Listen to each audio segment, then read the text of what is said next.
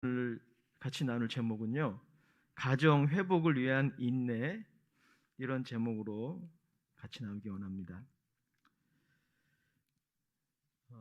아담과 하와가 하나님께 범죄를 하고 그 이후로부터 이 가정의 이 역기능적인 그런 면이 생기기 시작했어요. 그것을 이제 다이펑셔널이라고 하는데, 역기능적인, 순기능이 아니라 역기능적인 그런 면이 가정에 생긴 것이죠.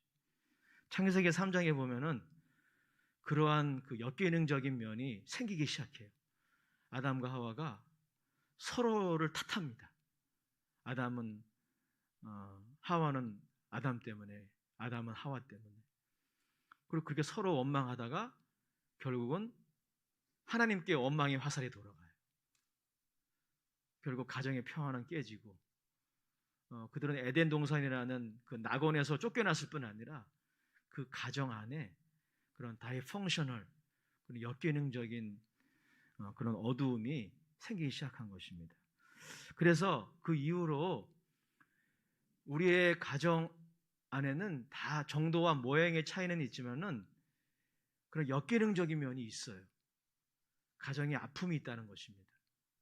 가정에 문제가 조금씩은 다 있습니다. 서로 이렇게 쉬쉬하는, 가족들만 아는 비밀이 있습니다. 그게 가정의 아픔이죠. 예를 들어서 우리 가족 중에는 아직도 예수님을 믿는 믿음 안으로 들어오지 않은 그런 남편이나 아내가 있고, 또 자녀들이 있어요.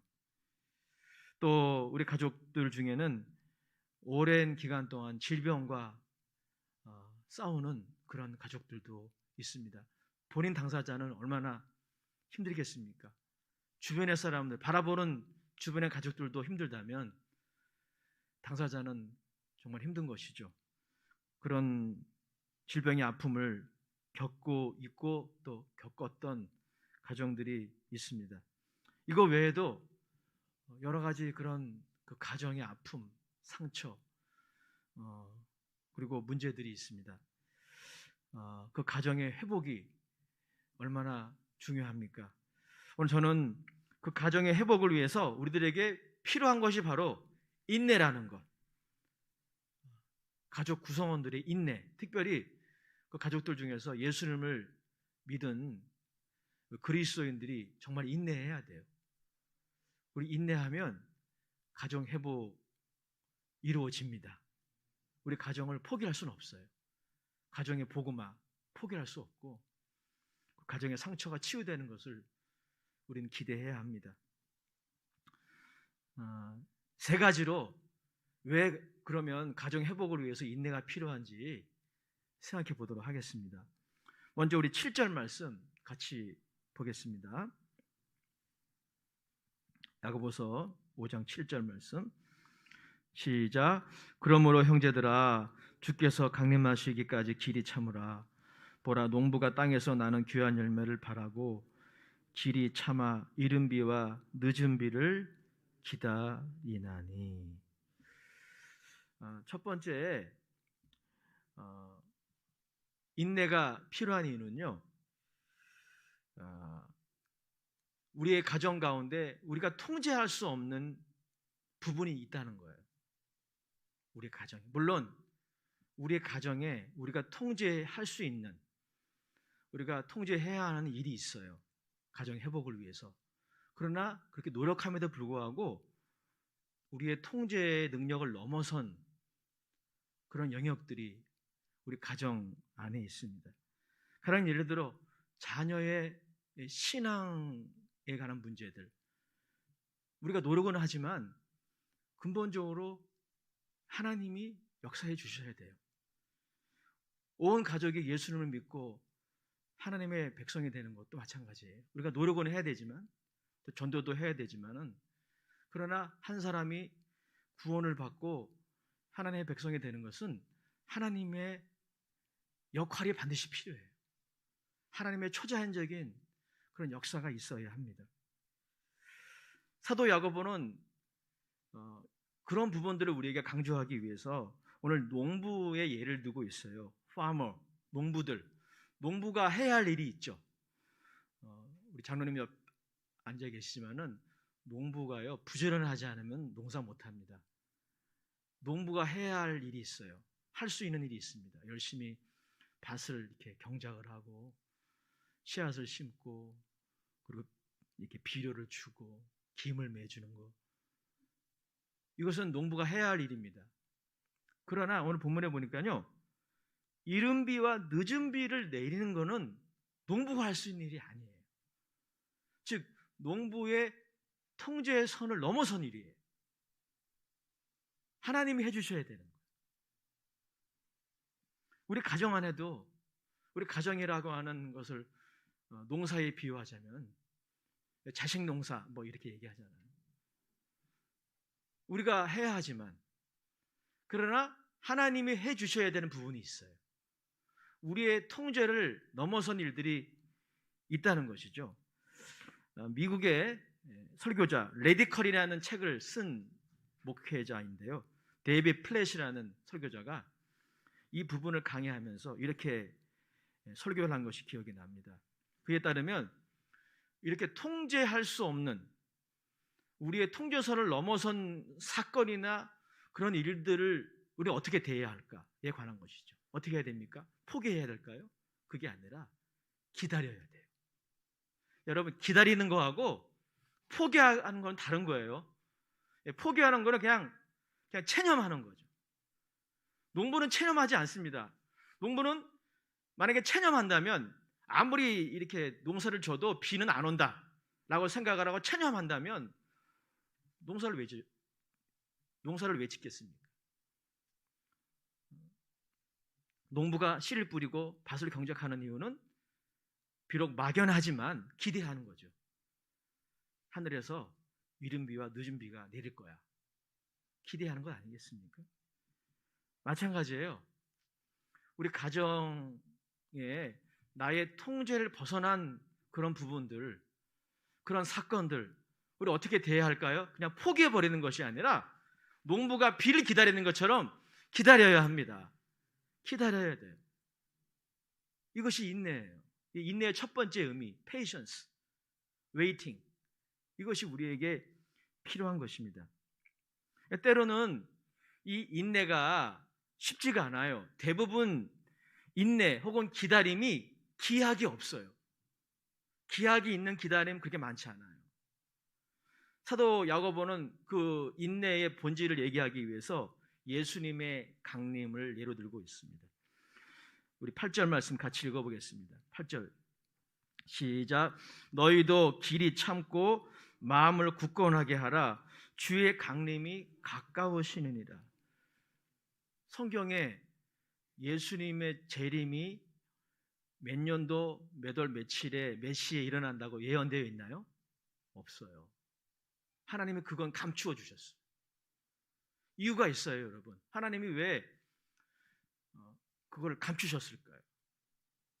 우리의 체질을 너무 잘 아시는 거죠. 만약에 하나님이 예수님이 이 땅에 다시 오시는 때를 아예 명시화하셨다면 우리들에게 무엇이 필요 없을까요? 하나님을 신뢰하는 믿음이 필요 없어요. 그래서 하나님이 그것을 감춰 두신 거죠. 그래서 우리에게 필요한 것, 기약 없는 기다림을 위해서는 우리들에게 필요한 것이 있어요. 그게 뭐냐면 믿음이에요.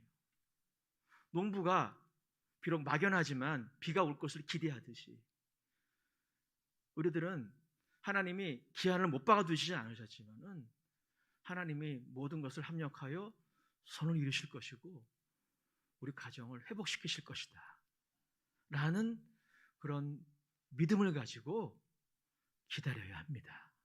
그래서 여러분, 믿음하고 이 기다림은 같이 가는 거예요. 우리가 하나님을 더 신뢰하면 신뢰할수록 우리는 더 기다릴 수 있는 것입니다.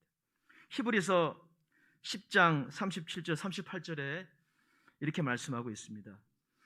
제가 읽어드리겠습니다. 잠깐 후면 오실 이가 오시리니 지체하지 아니하시리라. 그러나 언젠지 몰라요. 그러나 잠깐 후면 지금 우리가 경험하는 고난이 모든 것이 아니라는 거죠. 과정이 뿐이라는 거예요. 잠시 잠깐 오면 오실 리가 오시리니 지체하지 아니하시리다. 38절에 그러므로 우리들에게, 여기 그러므로라는 단어는 없지만 우리들에게 필요한 게 뭡니까? 믿음이에요. 38절 같이 읽어볼까요? 시작. 나의 의인은 믿음으로 말미암아 살리라. 또한 뒤로 물러가면 내 마음이 그를 기뻐하지 아니하리라. 그러므로 우리에게 필요한 게 뭡니까? 믿음이에요.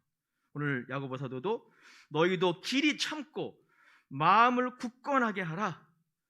주의 강림이 가까우니라. 마음을 굳게 한다는 것은 하나님을 향한 믿음을 가지라는 거예요. 농부는 막연하게 기대하지만 저와 여러분들에게 하나님이 약속을 주셨어요. 그 약속의 말씀은 반드시 이루어집니다. 믿으시기 바랍니다. 믿어도 좋아요, 여러분. 하나님의 약속은 반드시 이루어져요. 하나님이 기한을 못 박아두지 않았지만 하나님의 약속은 반드시 이루어집니다. 모든 것을 합력하여 선을 이루신다고 그랬어요. 그 약속의 말씀을 믿고 기다리는 것, 이것이 가정 회복을 위해 우리에게 필요한 인내예요. 이러한 은혜가 여러분 모두에게 있기를 주의 이름으로 축복합니다. 두 번째 인내의 의미가 있는데요. 인내는 이 patience라는 의미도 있지만 waiting이라는 의미도 있지만 perseverance라는 의미가 있어요. 이게 뭐냐면 견딘다는 거예요. 그러니까 어떤 때를, 하나님의 때를 기다리는 것만이 인내가 아니고 현실의 여러 가지 어려움을 견디는 거예요. 견디는 거. 오늘 사도 야고보는 그 견디는 것이 또한 우리에게 필요하다, 가정 회복을 위해서 필요하다 말씀하고 있어요. 9절 10절 말씀입니다. 같이 읽어보겠습니다. 시작. 형제들아 서로 원망하지 말라. 그리하여 심판을 면하리라. 보라 심판주가 문 밖에서 계시니라. 형제들아 주의 이름으로 말한 선지자들을 고난과 오래 참음의 본으로 삼으라. 가정의 어려움을 우리가 어떻게 해결할 수 있을까? 최선의 방법을 소개할게요. 여러분들이 평상시에는 모르겠지만 가정에 여러 가지 어려움이 다가왔을 때, 가족 중에 한 사람이 질병으로 인해 고통을 받고, 그리고 또 자녀들이 혹은 방황을 하거나 또 가정에 불화가 있거나 이럴 수 있잖아요. 경제적으로 어려움을 겪거나 이럴 때 여러분들이 취해야 할 최선의 태도가 있어요. 견디는 겁니다. 견뎌야 돼요. 반면에 여러분의 그 가정의 문제에 전혀 도움이 되지 않는 게 뭐예요? 원망이에요. 서로를 원망하는 거예요. 제가 아까 서두에 말씀드린 바와 같이 아담과 하와의 그 역기능적인 가정의 모습이 뭐예요? 서로 탓하는 거죠. 이해는 됩니다. 우리가 어려움을 겪게 되면은 우리는 인간인지라 이렇게 원인을 찾게 돼요. 원인. 누구 때문인지. 그렇게 하다가 가까이 있는 사람을 원망하는 거예요. 남편과 아내가 서로 원망하고, 부모가 자녀를 원망하고, 자녀가 부모를 원망하고. 이 원망이 비화되면 그게 미움이 되는 것이죠. 그리고 미움은 여기 보니까 하나님의 심판을 가져온대요. 왜냐하면 미움은 영적인 살인이기 때문에. 그렇죠. 기억하십시오. 가정에 고난이 다가올 때 여러분들이 뭐 대단한 헌신, 대단한 노력 하나님이 요구하지 않아요. 그냥 견디는 것, 이것을 잘 하셔야 돼요. 이게 최선이에요. 반면에 원망은 이해는 되지만 그 가정의 회복을 위해 전혀 도움이 안 돼요. 사도 야고보는 이러한 말씀을 우리에게 설득하기 위해서, 권면하기 위해서 선지자들을 예로 들고 있습니다. 선지자들은 누구입니까? 대체적으로 선지자들은 고난을 경험했던 사람이에요. 선지자들은 자신의 동족을 위해서 늘 중보기도했던 사람입니다. 여러분들이 가정의 평화를 위해 기도하는 것처럼 말이죠. 선지자들은 이스라엘 백성들이 하나님께 돌아와 그들의 신앙이 회복될 것을 날마다 기도했습니다. 그리고 뿐만 아니라 선지자들은 그들에게 하나님의 말씀을 전했어요. 그런데 안타까운 것은 그러한 선지자들의 노력과 선지자들의 중보기도 그리고 선지자들의 외침을 듣는 사람이 별로 없었다는 거예요. 심지어 당대의 백성들은 선지자들을 눈의 가시처럼 여겼습니다. 혐오했어요.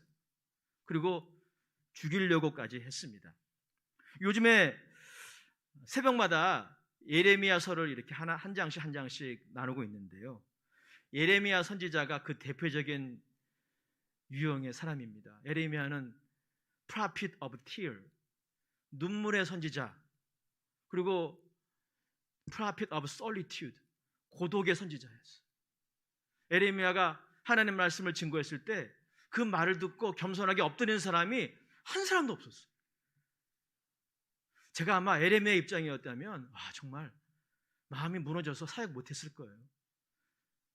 예레미야도 그래서 예레미야서에 보게 되면 하나님께 몇 번씩이나 탄원합니다. 주님, 제가 이거 못하겠습니다. 못해 먹겠습니다. 이게 여러분 선지자들의 고통이에요.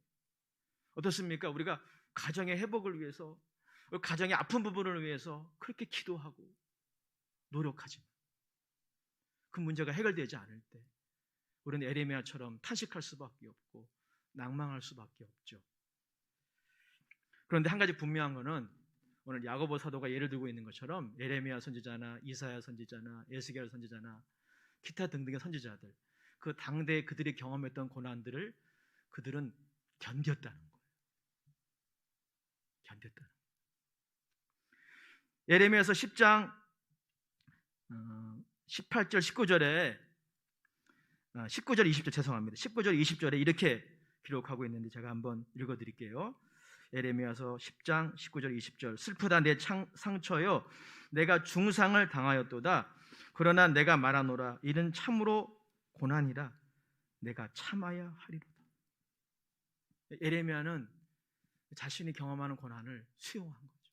그리고 견뎠어요. 사랑하는 여러분, 이처럼 가정 회복을 위해서 당장 우리가 경험하는 여러 가지 고난들을 우리가 어떻게 대하는 것이 최선입니까? 견뎌야 돼요. 다른 것은 못해도 견딜 수 있어야 합니다. 제가 7년 동안에 캐나다 에드몬턴 순복음교회를 섬기고 한국으로 돌아왔을 때 한국에 있는 목사님들이 막 저를 부러워하셨어요. 캐나다에서 무슨 공부를 하셨습니까? 또 사역들을 이렇게 물어보셨어요. 사실 목회자에게 있어서 이렇게 외국에 나갔다 오는 것은 대단한 스펙 중에 하나죠. 그러나 저는 사실 저희 스펙이라고 생각하지 않아요. 저는 그러한 질문에 다음과 같이 대답을 해드렸던 것 같아요. 버티는 거 배웠습니다. 버티는 것 7년 동안 배우고 왔습니다. 이렇게 말씀을 드렸어요. 사실이에요. 하나님 정말 감사한 것은 그 7년 동안 우리 한참 지난 일이지만 우리 순복음 아멘교회에서 몇몇 분들이 이렇게 저에게 후원을 해주시고 교회가 또 후원해 주셔서 저 버티고 온 거예요. 7년 동안 우리 아내와 함께 참 거기 참 외롭더라고요. 참 고독했어요. 그리고 참 변 목사님은 참 잘해주셨지만 사역하는 데도 많은 어려움이 좀 있었는데 7년 동안 이게 버티는 거구나. 이걸 배우게 하셨습니다. 사랑하는 여러분, 목회뿐이겠습니까? 우리의 가정생활 견디는 게 얼마나 중요한지 몰라요. 가장도 가장의 역할을 잘하려면 견뎌야 돼요. 자리 지켜야 돼요. 아내도 마찬가지입니다. 자녀도 마찬가지예요. 선지자들이 그 고난의 시대에 자신의 사명을 끝까지 완수할 수 있었던 비결 다른 거 아니에요. 버틴 거예요. 견딘 거예요. 원망할 수 있지만 하나님께 탄원할지언정 그들은 원망의 사슬에 묶여서 자신의 위치를 놓치지 않았어요. 여러분도 그래야 하시길 축복합니다. 그리고 원망의 사슬에 빠지면은 아무 유익이 없어요. 여러분의 가정 회복에 아무것도 보탬이 되지 못합니다. 사랑하는 여러분, 여러분의 가정 회복을 위해서 여러분들이 잠깐 경험하는 고난들 잘 견딜 수 있기를 축복합니다.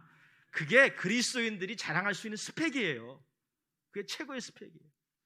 야고보서 1장 4절을 한번 같이 보겠습니다. 야고보서 1장 4절 우리 같이 읽어요. 제가 읽어드리겠습니다. 인내를 온전히 이루라. 이는 너희로 온전하고 구비하여 조금도 부족함이 없게 하려 함이라. 우리 같이 다시 한번 읽겠습니다. 시작. 인내를 온전히 이루라. 이는 너희로 온전하고 구비하여 조금도 부족함이 없게 하려 함이니라. 할렐루야. 인내를 온전히 이루시는 여러분 되시길 축복합니다. 마지막 세 번째로 왜 가정 회복을 위해서 인내가 필요할까? 인내의 결말이 좋아서 그래요. 여러분들이 때를 기다리는 그 인내이든 아니면 현실의 고난을 견디는 인내이든 인내의 결말은 좋습니다. 해피엔딩이에요. 그 예가 바로 욥이에요. 욥. 11절 말씀 같이 읽겠습니다. 11절 시작. 보라, 인내하는 자를 우리가 복되다 하나니 너희가 욥의 인내를 들었고 주께서 주신 결말을 보았거니와 주는 가장 자비하시고 궁일이 여기시는 이십니다. 여러분 욥에 대해서 아시나요? 정말 욥은 좀 극단적인 그런 인간이 경험할 수 있는 모든 종류의 고난을 어떻게 보면 우리를 대표해서 경험했던 사람입니다. 그런 자식을 다 잃어버렸어요.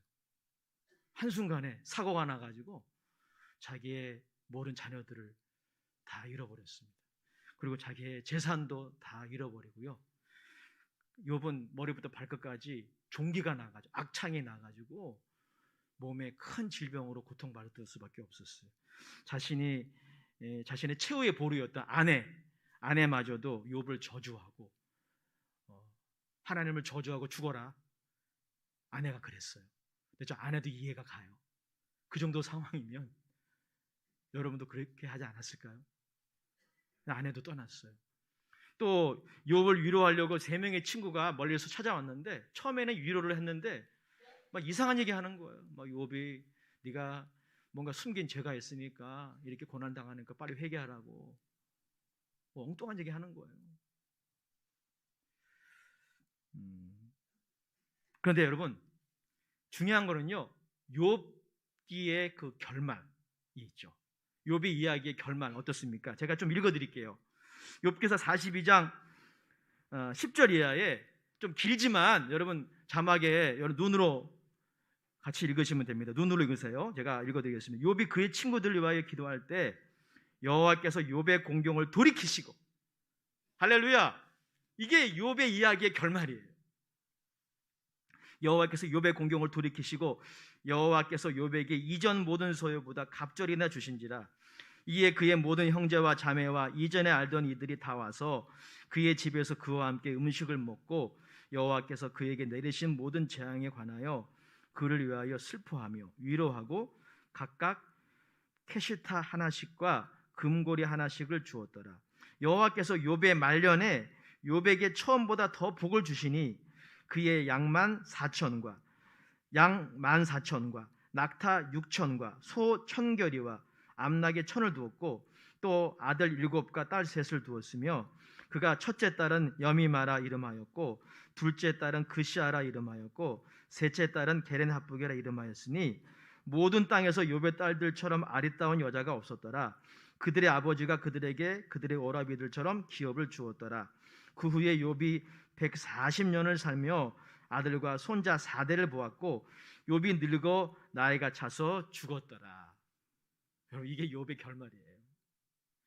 즉 간단하게 요약하면 무엇입니까? 욥이 열심히 인내하고 견뎠는데 욥의 이야기가 가령 욥이 견디고 인내하다가 너무 힘들어서 실족했다, 이렇게 이야기가 끝났다면 성경에 기록되지 않았겠죠. 그렇지 않아요. 욥의 인내가 불완전했지만 하나님이 그를 끝까지 붙들어 주셨어요. 그래서 하나님의 은혜와 긍휼로 인해서 욥의 인내의 결말이 좋았다는 것입니다. 또 욥의 이야기가 가령 욥이 인내했는데, 견뎠는데 아무 일도 일어나지 않았다라고 기록되었다면 성경에 기록될 이유가 없죠. 정말 다양스럽게도 욥의 이야기는 어떻게 끝납니까? 해피엔딩으로 끝나는 거예요. 이것은 우리에게 무엇을 보여줍니까? 여러분들이 이 땅에서 특히 가정의 문제로 인해서 인내하고 견디는 모든 수고가 하나도 헛되지 않다는 거예요. 하나도. 여러분의 인내에 하나님이 보상해 주신다는 것입니다. 여러분의 인내의 결말이 좋을 것이라는 겁니다. 그런데 왜 좋습니까? 우리의 인내가 온전하기 때문이 아닙니다. 사실 따져보면 욥의 인내도 온전하지 못했어요. 욥기서를 가만히 보십시오. 욥이 처음에는 정말 믿음의 대장부답게 그렇게 큰 고난을 경험하면서도 하나님을 원망하지 않아요. 오히려 하나님을 찬송합니다. 그러나 사실 그것도 기적적인 일이죠. 그런데 욥의 3명의 친구가 와가지고 엉뚱한 소리 할 때는 욥도 막 흥분해가지고 하나님을 향하여 원망조로 불평하는 그런 어투로 하나님께 그렇게 따집니다. 욥의 인내가 온전했기 때문에 욥의 결말이 좋았던 게 아닙니다. 마찬가지예요. 여러분의 인내 어떻습니까? 여러분 잘 인내하세요? 잘 견디세요? 한국 분들이 제일 못하는 게 기다리는 거라고 그러는데 한국 분들이겠습니까? 아마 저도 그렇고요. 여러분도 그렇고 다른 건 다 잘하는데 잘 못 참잖아요. 잘 기다리지 못하는 거. 우리의 인내가 그래요. 욥의 인내도 불완전했습니다. 그러나 욥의 인내가 완전해서가 아니라, 저와 여러분들의 인내가 완전해서가 아니라 우리를 향한, 오늘 가정의 문제로 인해서 이 땅에서 고난을 받고 있는 저와 여러분들을 향한 하나님의 자비와 긍휼 때문에 우리는 잘 될 거예요. 우리 가정 잘 될 거예요. 우리 가정 회복될 거예요. 아멘. 크게 하시기 바랍니다. 욥의 결말을 보세요. 그거 기대해도 좋다는 거예요. 다시 11절 읽겠습니다. 야고보서 5장 11절 시작. 보라, 인내하는 자를 우리가 복되다 하나니 너희가 욥의 인내를 들었고 주께서 주신 결말을 보았거니와 주는 가장 자비하시고 긍휼히 여기시는 이시니라. 할렐루야.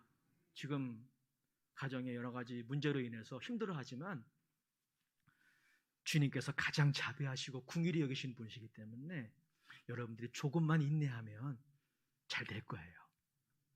여러분의 결말은 좋을 것입니다. 욥이 그랬던 것처럼 말이죠. 우리 옆 사람하고 인사합시다. 조금만 더 인내합시다. 할렐루야. 코로나19도 지나갈 줄 믿습니다.